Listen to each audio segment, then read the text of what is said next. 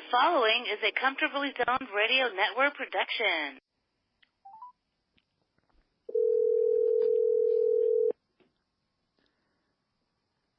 Ralph. Mark Littell, how are you, sir? Good. How have you been? I've been pretty well. Let's make this a podcast. Yeah. Good. I'm glad you're recuperated, and I wanted to ask you about your upcoming trip to Cuba. How exciting. Yeah, that's a good one. And then I got the Cooperstown thing on the 25th with the book. Okay. I'm speaking there on Authors Week. That's actually inductee weekend, but I'll be there on that Wednesday, which is the same week. Beautiful. Now, when is the trip to Cuba scheduled for? 4th through the 9th, okay. August. And so you're a busy guy. You must be feeling better health-wise. Yeah, and I'll probably get some VA stuff in there in the meantime as well to hospitals, because I'm going to start doing some VAs like I did before. Beautiful. And I probably met 100 and sat down with them and, talked to them one-on-one and, got close and stuff, and it was good. Well, as you know, I'm a veteran, and I'm really up on what's been going on over the last 10 years in terms of what's been promised veterans before they get into any sort of military service and what's been delivered.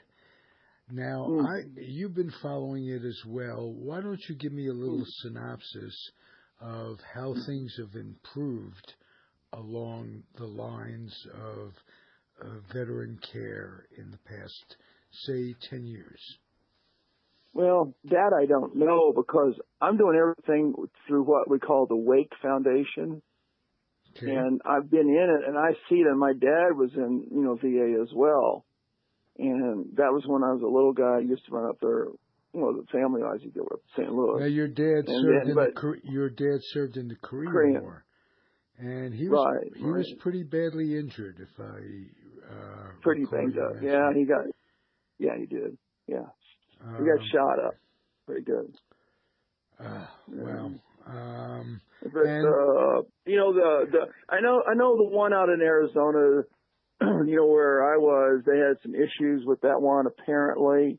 I don't think all of them are like that. I think, what we're seeing is a mass, though, because I was surprised, because when I went to Jefferson Barracks and John Cochran in St. Louis, and then I went to the two down in Little Rock, and the two in Little Rock were bigger than the ones in St. Louis. And that's mainly because of Senator Byrd in South Carolina at the time wanted big hospitals for the VA when he came into office many years ago. So the South has some very, very big hospitals. I know. Well, that's nice. Always looking for positives about the South. And I guess. You who lives on a border state, in a border state, right. is able to see the good and bad of the North and the South. And even Phoenix, you go to the West, and you talk to the veterans, and some of them, I think most of them have some good things to say, and then I think some of them maybe not, because of it's been not so good. Yeah. Absolutely. Okay, tell me. I want to know, because this is what we haven't talked about. We talked about your first book at length. Right. What in your second book would you like to share with us as a bit of a teaser for those in the audience who haven't read your second book? And what would inspire them to go out and get it? Your first book was absolutely incredible, well received. The stories were amazingly with candor and openness and humor and seriousness, and it was terrific. How do you follow something like that up, and what inspired you to write the second book? Well, actually, the second book I wanted to be the first book because it was about character. The formation of my character as a kid growing up on a farm with my brother. And when you're out on a farm, you got to be creative. I mean, because to have fun. A stick in a ball will do it. A stick in a ball does just a little bit, but when you blow up a truck with dynamite by accident at 15 and 14, and your dad's a Korean War guy, you just lost half your ass, Right. And you lost the truck at the same time trying to blow the stump up because the truck got stuck by the stump, so we had to let it blow. So it blew all the windows out, and half the truck just banged in, and the truck's windows looked like they had been Windexed, but there were no windows. Wow.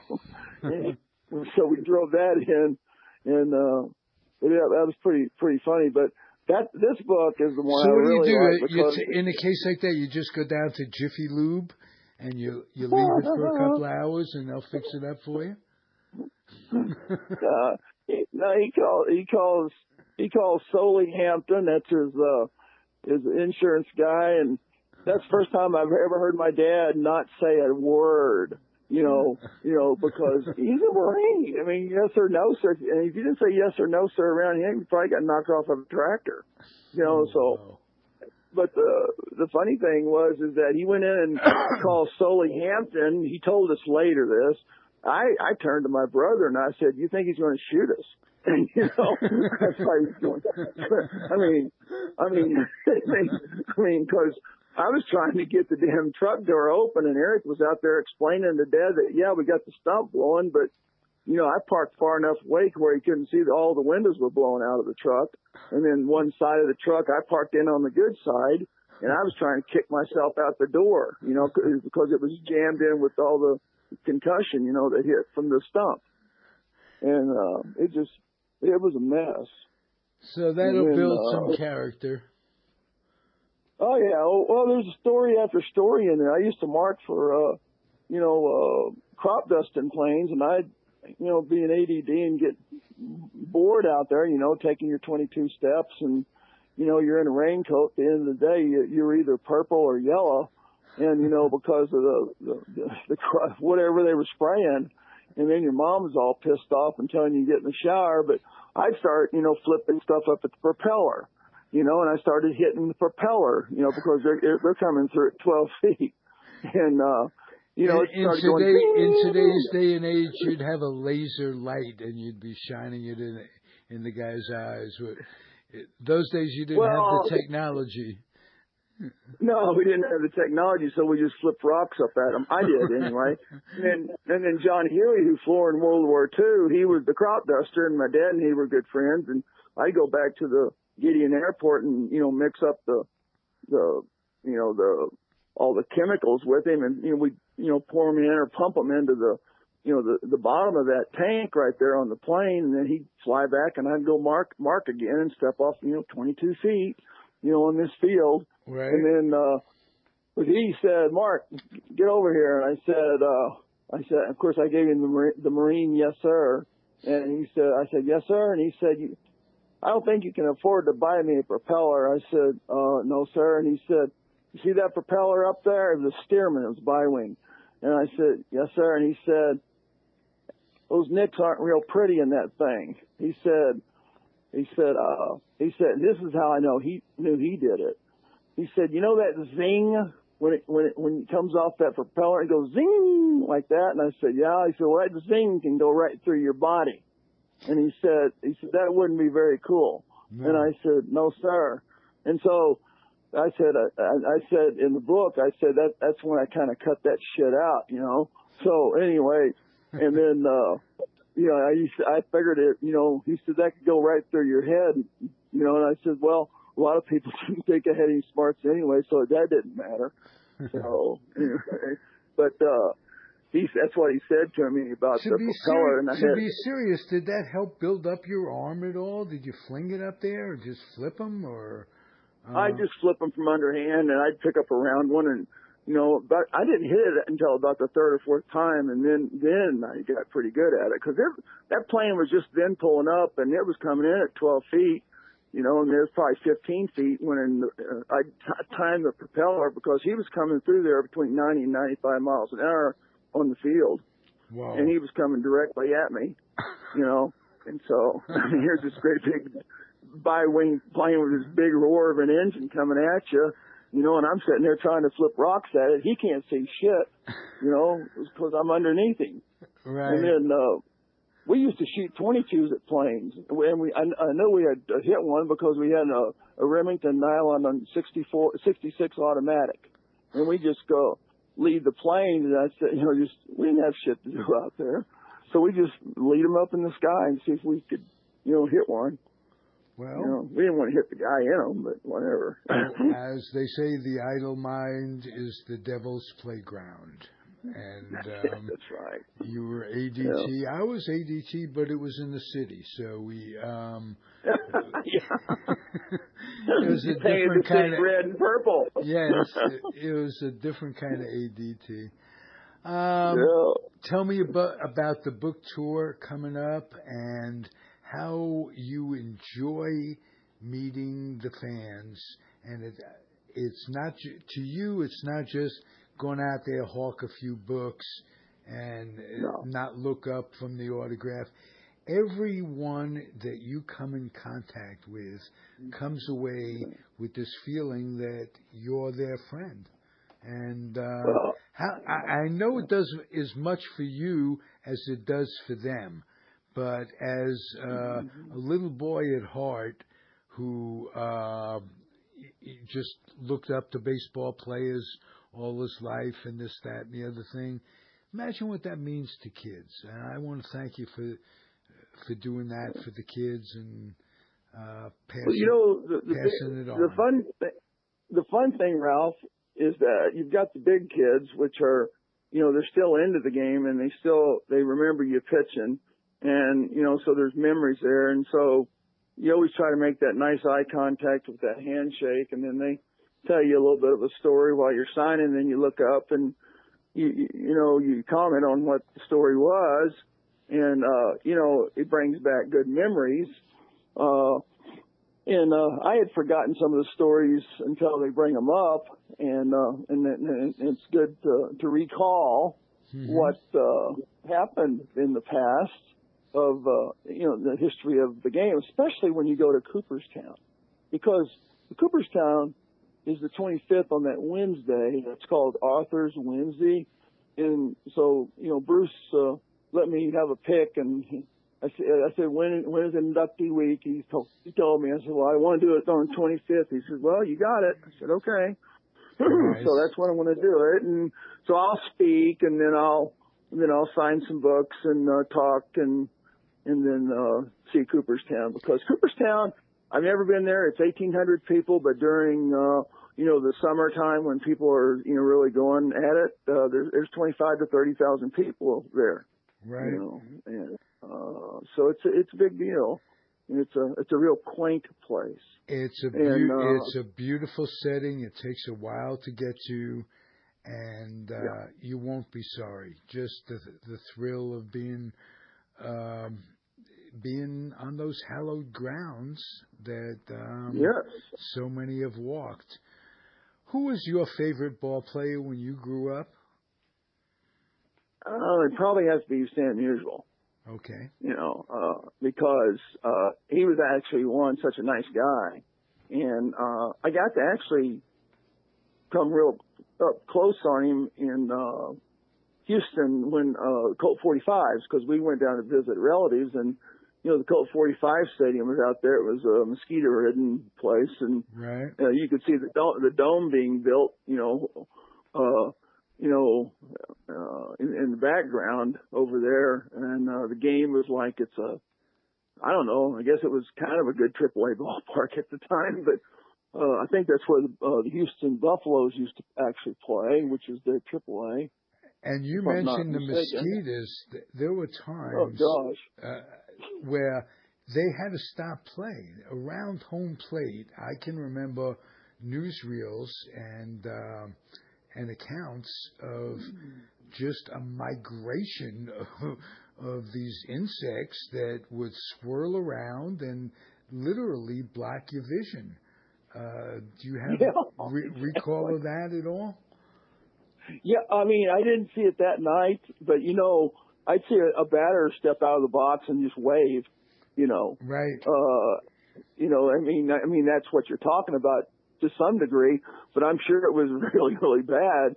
I remember when they used to have the smog, the foggers out there with they put diesel in them and DDT and they'd spray it, and that wouldn't last very long. And I got a story in there about that because in my small town we used to have that. Of course, we'd go chasing that fogger around, and then my mom would just get all over her ass, and the next day we'd smell like Ode to Gideon fog machine, the next day in church.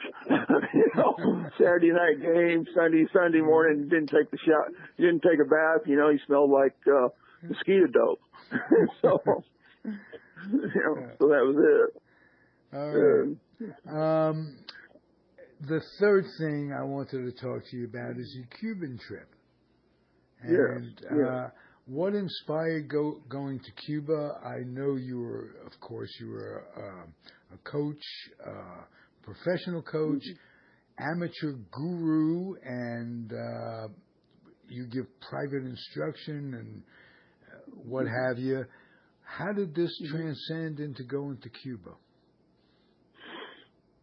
Well, the third trip, this will be the third time I've been over. The first two times were very close last year.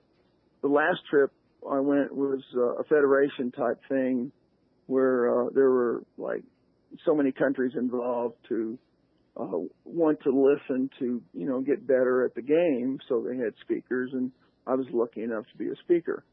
But this trip is just a team of 14-year-olds from the Miami area, and we're going through Letty'sCuba.com. It's Letty Annette. She actually defected when she was 14 legally when Castro came in, and I think Letty's 55 right now. And so she defected legally, but she can go back into Cuba actually, though, too. So, I didn't know that. I mean, obviously she can. And so she does a very, very, very good job. And she introduced me to the second and third in command in baseball over there. So, I mean, I thought that was, that was big. That's big medicine right there. Oh, absolutely. People don't realize just how big baseball is in Cuba. It reminds me of how big baseball was in this country in the 50s, for instance. And do they pay homage to their heroes, Minnie Minoso and the like? Yes. They do. They talk about the players. I was in a meeting, which is kind of interesting you asked, but one of the people at the very, very end of the last speaker after the 3-day convention, and, we all had headphones set on because there's different interpretations of languages. Mm-hmm. It's like the UN. And this guy made a big point of talking pretty much about... Do they have a Southern translation as well as an English translation? I'm just curious about that, and I don't mean to pull out my needle in the middle of the day, but there it came out of nowhere. This good old boy here down here, he fell pretty hard. Hey, Fidel, how y'all doing? And Fidel, he has a slider, but his fastball comes up a little short, and but his rum's pretty strong. I didn't mean to interrupt you there. I didn't mean to interrupt you. So we'll go back. You're in this thing, and you got the headphones on and the translation. I'm sitting there, and a guy raises his hand, toward the end, and he basically wanted the floor and got it, from his seat. Right. But he was part of the Cuban Federation, and he said, well, these players that, defect into other countries, then come into the United States and they get all this big money, he made a point of, he knew we were there. There were 6 of us there, and of saying that. I mean, it's not like I'm nothing. It's like MLB. If MLB's in there, they would say, hey, okay, so what? But he had his point of them making money. He said we should get something in return for these players. I'm thinking surely like Japan or Korea or somebody does in the same way. But see that there's no laxity whatsoever or negotiating on that, and I guess they actually could, but nobody's brought it up. Right. But it's such a tight country, and it's a very, very safe country. I'll tell you that right now. Somebody even asked me one time. They said, "Well, there's a Walmart over." I said, "Hell no, there's not a Walmart over there. There's not even a damn grocery store over there. You're lucky to get beans and rice when you walk into these stores, and if they're on the shelf, you better get them if you got the money. That is." And then they're slaughtering hogs, and chickens. The charm of the country is the old American cars from the 50s, right before Castro took over in 1959. All these old cars somehow got to stay, and nothing came in, so it wasn't like the obsolescence of today. And you get to see these beautiful vehicles. That part is nice. That part is nice. The fun thing about those vehicles, Ralph, is interesting. Once you get up close on them, they are a little. They're still old looking, and the paint that they put on them was basically house paint. They figured out a way to make it shine, and they're creative. They've done a lot, with being creative, because if underneath that is just there's wires holding everything together. It's not sometimes a GM engine. It's a Peugeot or a lawnmower or something. Right. And I didn't know this, but the question I asked was. I did see one original engine in there, and it was an Olds 88 or something like that, and in the car. I don't know where they got it, but the GM, when they dumped the 235 and the 216s and all those blocks and molds were worn out, they basically sold them to Cuba. Worn out engine molds. And so, but the thing about it was they stopped making them. They stopped making those because there's no steel really, or no industry there, that can manufacture. So they're just robbing Peter to pay Paul to build a part or get a part or sneak a part in or to make this thing work or whatever, So you were speaking about the military. That's how I worked in base supply, and that's basically how the military does it. With their aircraft to keep them going and take parts from this one, scavenge from that one when need be in emergencies. And that's how it's done, and I'm sure they keep their vehicles going that way. There's a lot of poverty, to this day, am I correct? Extreme amount of poverty. You see the streets over there, there's 11 million people in Cuba. There's 3.5 in Dominican Republic. Cuba is almost 1,000 miles long. It's a long country, and it goes out there a ways. And but in Havana, if you go there, it's not crowded the streets because there's not that many cars actually. Because there's just not. Now there is a Mercedes factory or dealership or whatever they make over there. I don't know what. But I've seen that. I've seen, some very nice cars.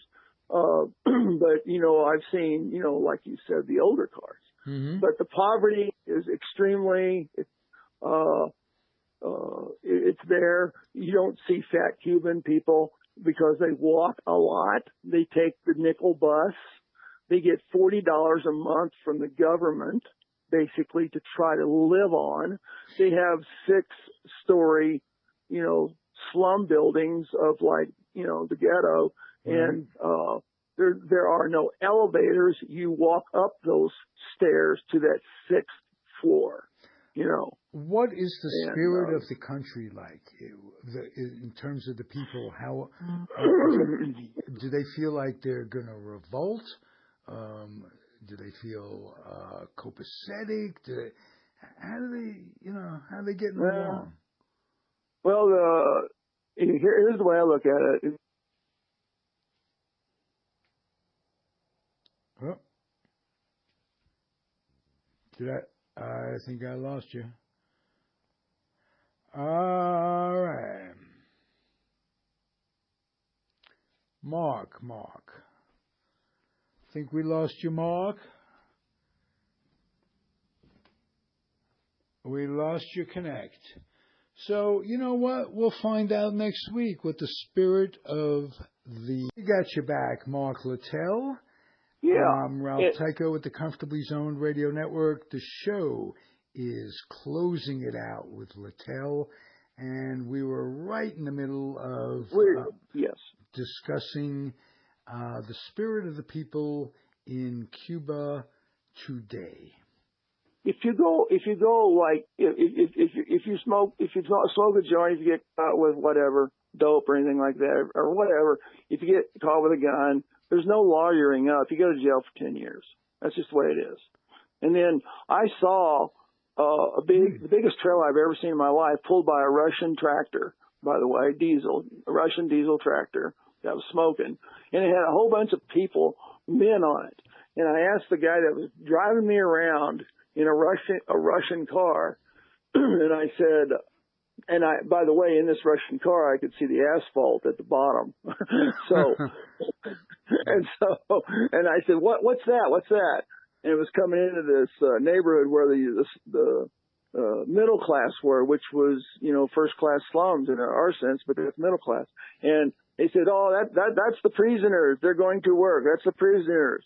So their lawnmower over there is a goat and or a machete, or teamed up together. So, I'm sure. Let's get serious about something. Is it any crime that you commit, you go to jail for 10 years? Like you said, smoke a joint, carry a gun.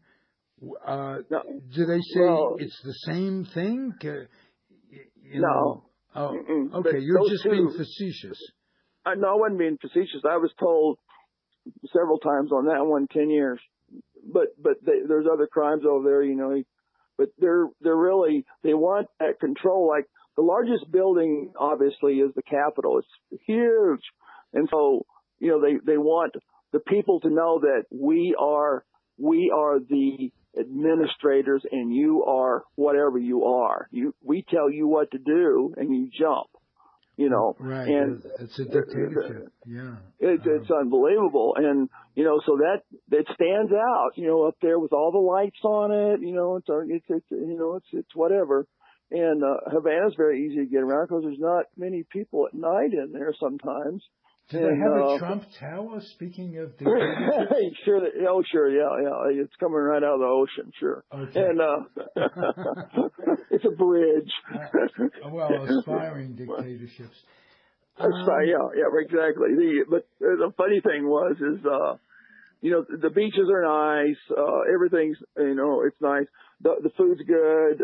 I didn't get sick. In other words, the hotels are old, but they're well kept. They try to. That is the definition of good food. I didn't get sick. I didn't get sick. It's exactly right. And then the other factor was 2 weeks before we went down there on my first trip, somebody said to me, they said, well, there's a hurricane that just went right through Cuba. And I said, well, in that case, to the Cuban people, one, it cleaned all the shit off the streets and they thought it was a spa at the same time, so they didn't know any better. Yeah. So they just sat out there and got beat up by the wind and the rain. I got to tell you something about Cuba. When my father escaped the war, he couldn't get to this country. He had to go through Cuba because there was a limitation on immigration. And he spent several months. I don't remember if it was quite a year, but several months in Cuba. and he had stories to tell about what a great country. This is way before Castro. Sure. And they had gaming and casinos, and as you know, the weather was beautiful, and things were going quite well. And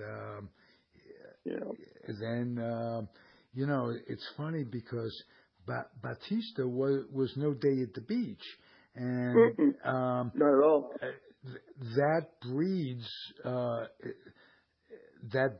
dictatorship, because if people are unsettled, and they were, but I remember 1959. I remember social studies class, and I remember that they were looking at it as a change for the better, and it didn't turn out that way.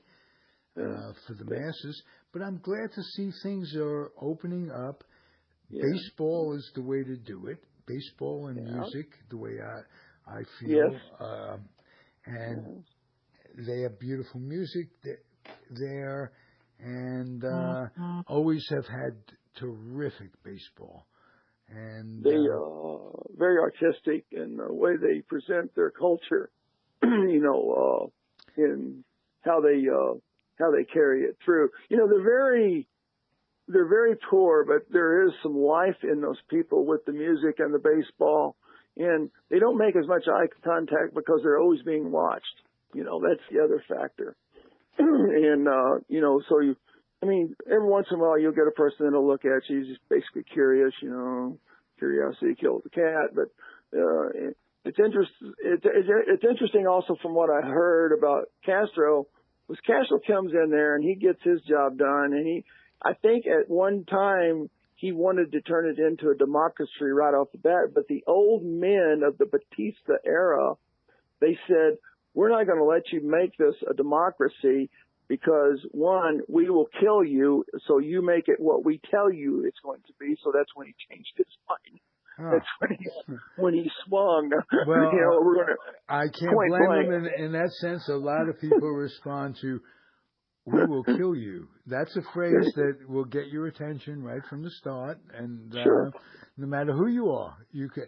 And apparently, from what I understand, he was, if not a prospect, a suspect as a pitcher. Right. When he was younger, I think Washington scouted him, if I'm not mistaken. He went to Baltimore and had a tryout there, if I'm not mistaken, as well. Okay. And then they said he was short on the fastball a little bit, but he had the curva. And the interesting thing, of course, when Castro took over, the country, of course, he could have his own baseball team. He could say, I'm pitching right now, and said, nobody's going to worry about that. Sure, once your ass shot off. So, you want to coach third base or whatever you want to do, you whatever do it. you want to do, sir. And what number would you like to wear? We'll have that ready for you. It'll be all ironed as soon as you get here. I'm sure it was number 1. Yeah, that's right. Or they might have given him number 2 just for a goof. Hey, Mark, I always enjoy your company. We'll do it again very, very shortly. And you keep in touch. You let me know what you're doing. You send me a memo on Facebook or whatever you got going. And you betcha. We'll check in with you on Littell, closing it out. Mark Littell, former big league closer, author, podcaster. How about that? Dinner. All right. Dinner. And a winner. Yeah, and a winner. See you, Mark. Be well. Thanks, Ralph. Thanks for listening, everybody.